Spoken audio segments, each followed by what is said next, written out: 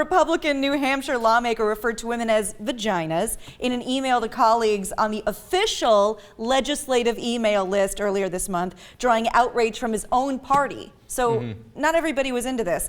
And you'd think they would be, but they were not. Okay. State Rep Peter Hansen made the comment in April 1st, the email debate he was having with colleagues about a stand your ground gun bill. Hansen's colleague, Representative Steve Valencourt, who's also a Republican, had delivered a lengthy floor speech about the benefits of retreating instead of using deadly force. And Hansen replied, would you like to hear the reply? Oh, definitely if it involves vaginas. Perfect. He said, what could possibly be missing from those factual tales of successful retreat in Germany and the bowels of Amsterdam?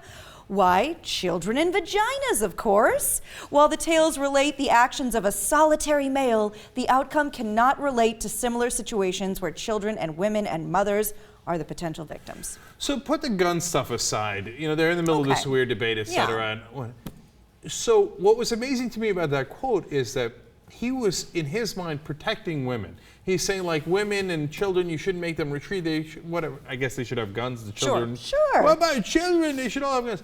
But why use the term vagina to describe women in that context? Well, like, how insane is that? I don't have an answer for you, because I think it's insane. Right. And he actually fired back. He was really pissed about it.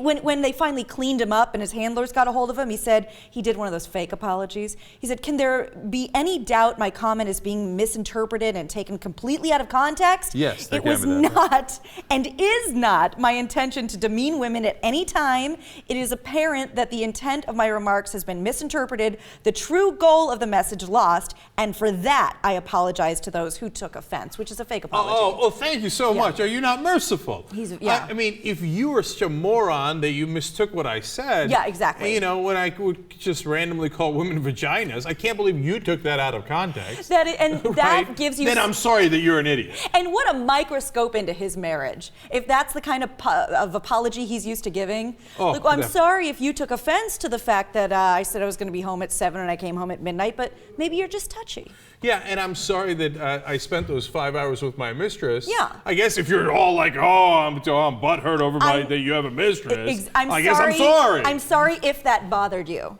Right. That's the fake apology. Yeah. But before that, before they cleaned him up, he said, having a fairly well-educated mind, I do not need self-appointed wardens to A, try to put words in my mouth for political gain, and B, turn a well-founded strategy in communication into an insulting accusation. And finally, if you find the noun vagina insulting or in some way offensive, then perhaps a better exercise might be for you to re-examine your psyche.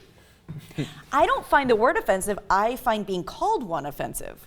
Yeah, look, it would never occur to that guy, or hopefully almost to any person, that in the context of a political conversation that you would simply refer to men as penises. You wouldn't say, hey, like, I get why the women and children have guns, but what about the cocks? Yeah.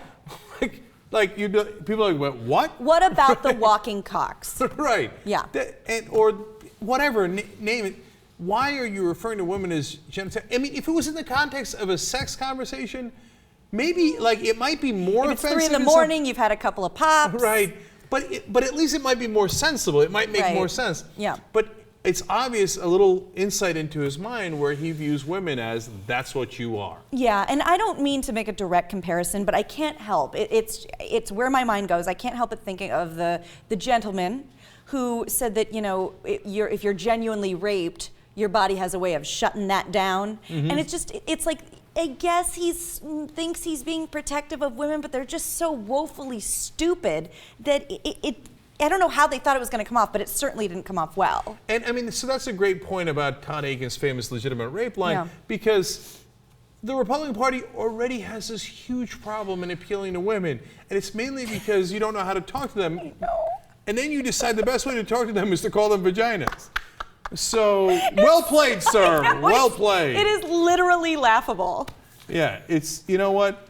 At least you got us to do something that almost never actually happens in real life, which is we LOL.